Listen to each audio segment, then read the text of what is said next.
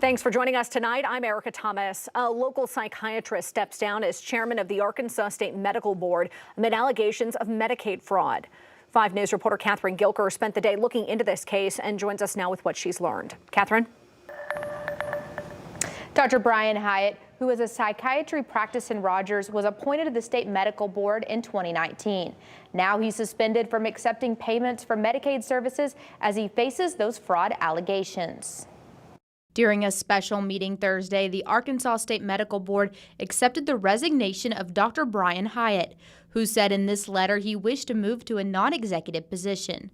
Court documents show Hyatt became the medical director of the behavioral unit at Northwest Health in January 2018 and was in that role until May 2022, when his contract was abruptly terminated with the hospital. During this time, investigators say there was significant growth in the unit's claims and billings submitted to Medicaid, Medicare, and private insurance. In April 2022, a whistleblower who worked in the unit contacted the Attorney General's office, saying Hyatt was only on the floor a few minutes each day and that he had no contact with patients.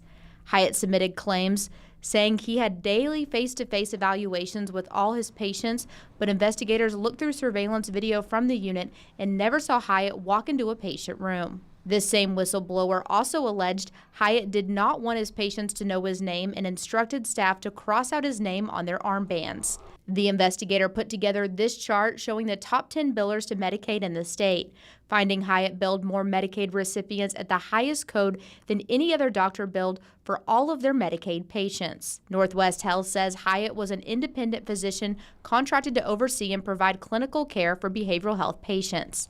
In a statement, a hospital spokesperson says they take very seriously the responsibility to provide a safe environment of care for patients and for team members. She goes on to say, quote, "While it is not our practice to comment on pending litigation matters, I can share that last spring we undertook a number of actions to ensure our patients' safety, including hiring new providers responsible for the clinical care of our behavioral health patients in early May 2022. I called Dr. Hyatt's private practice in Rogers and left a message for his attorney. We have not yet heard back. Tonight at 10, I'll have the story of a woman who says Hyatt held her in the Northwest Behavioral Unit against her will. Catherine Gilker, 5 News. All right, Catherine, thanks. Hyatt's attorney has appealed the Medicaid suspension, saying in a letter to the Inspector General they have not received any information identifying any specifics of the allegations of fraud. He also says Hyatt and his private practice state there has been no effort to intentionally deceive or misrepresent any services provided to a Medicaid recipient.